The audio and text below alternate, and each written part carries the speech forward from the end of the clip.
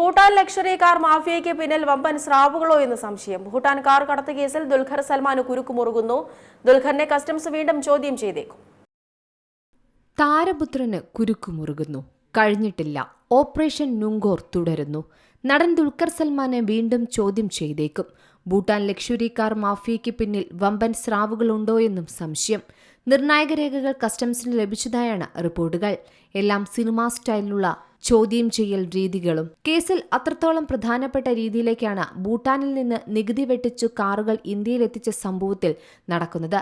ഇപ്പോൾ നടൻ ദുൽഖർ സൽമാൻ കൂടുതൽ കുരുക്കിലേക്ക് വീഴുകയാണോ എന്ന ചോദ്യമാണ് ബാക്കിയാകുന്നത്. നടനെ കഴിഞ്ഞ ദിവസം കസ്റ്റംസ് ഉദ്യോഗസ്ഥർ ചോദ്യം ചെയ്തിരുന്നു. വീണ്ടും ചോദ്യം ചെയ്യാൻ വിളിപ്പിക്കുമെന്നാണ് പുതിയ റിപ്പോർട്ടുകൾ. അതായത് ദുൽഖറിന്റെ പേരിലുള്ള കാറുകൾ സംബന്ധിച്ച കൂടുതൽ വിവരങ്ങൾ കസ്റ്റംസിന് ലഭിച്ചിട്ടുണ്ട്. നേരത്തെ ദുൽഖറിന്റെ 4 വാഹനങ്ങൾ കസ്റ്റംസ് പിടിച്ചെടുത്തിരുന്നു.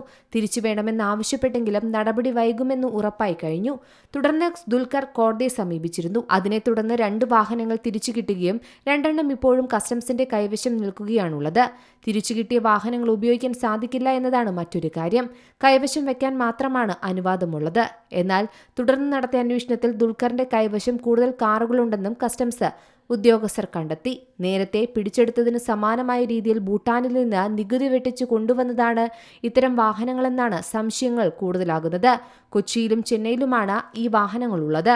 നിലവിൽ കാറുകളുടെയും ആഡംബര വാഹനങ്ങളുടെയും വിവരങ്ങൾ ദുൽഖർ സൽമാൻ തന്നെ വെളിപ്പെടുത്തുന്നതാകും നല്ലതെന്ന രീതിയിലാണ് കസ്റ്റംസിന്റെ രീതിയുള്ളത്. ഇനി ഉദ്യോഗസ്ഥർ കണ്ടെത്തിയാൽ ഇത് താരത്തിന് കൂടുതൽ കുരുക്കാകാനാണ് സാധ്യതയുള്ളത്. എന്നാൽ ഏജന്റുമാർ നികുതി വെട്ടിച്ചു കൊണ്ടുവന്നതാണ് എന്ന് തനിക്കറിയില്ല എന്നാണ് ദുൽഖർ സൽമാൻ അന്വേഷണ സംഘത്തോട് പറയുന്നത്. കഴിഞ്ഞ 8 മാസമായി വാഹനങ്ങളുടെ നികുതി വെട്ടിപ്പ് അന്വേഷണത്തിലാണ് കസ്റ്റംസ് ഉള്ളത്. ഭൂട്ടാനിൽ നിന്ന് വാഹനങ്ങൾ ഇന്ത്യയിലെത്തിച്ച് ആഡംബര വാഹന പ്രേമികൾക്ക് വിൽക്കുന്ന വലിയ സംഘം തന്നെ ഇതിന്റെ പിന്നിൽ പ്രവർത്തിക്കുന്നുണ്ടെന്നാണ് റിപ്പോർട്ടുകൾ.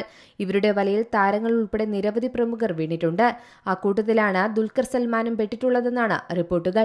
ഇക്കാര്യത്തിൽ കൂടുതൽ വ്യക്തത വരുത്തേണ്ടത് ദുൽഖർ സൽമാന്റെയും കൂടെ കടമയായി ഇപ്പോൾ മാറിയിരിക്കുകയാണ്. News desk C Malayalam news. ഏറ്റവും പുതിയ വാർത്തകളും വിശേഷങ്ങളും വിരൽത്തുമ്പിലറിയാൻ സി മലയാളം ന്യൂസ് എല്ലാ ഡിജിറ്റൽ പ്ലാറ്റ്ഫോമുകളിലും ലഭ്യം.